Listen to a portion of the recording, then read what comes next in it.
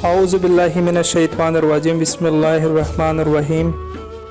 Spiritual talks के मोअज़्ज़िज़ दोस्तों, अस्सलामु अलैकुम वरहमतुल्लाहि वबरकातुहू। मोअज़्ज़िज़ दोस्तों, आज की वीडियो में हज़रत अली रज़ी अल्लाह ताला अन्हो के एहसान के बारे में मुबारक अक़वाल समाअत फरमाएंगे।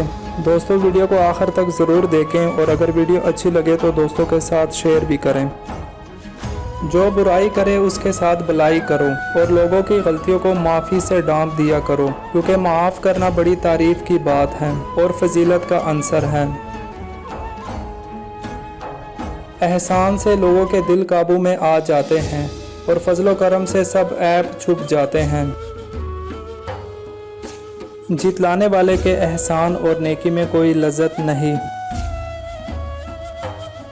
बुराई का मुकाबला एहसान से, गफलत का मुकाबला बेदारी से और हिर्स का मुकाबला किनात से करो। नेकी और बुराई करने वालों को बुरा ना समझो, क्योंकि इस तरह मोहसिन एहसान से मुतनफ़र हो जाएगा। एहसान करने से आदमी आज़ाद लोगों का मालिक हो जाता है।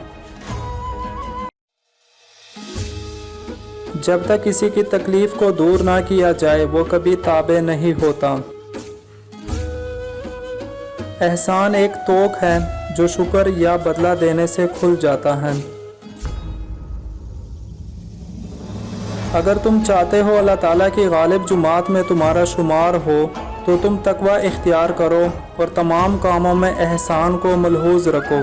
बेशक अल्लाह ताला उनके साथ हैं जो उसे डरते हैं और एहसान करते हैं।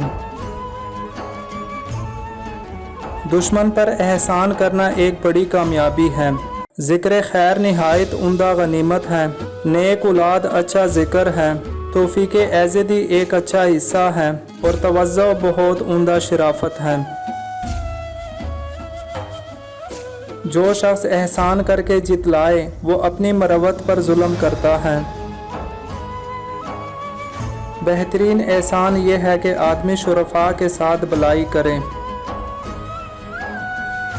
वो शख्स खुश नसीब है जो दूसरों के साथ एहसान करे और अपनी आखिरत को संवारने का सामान करे।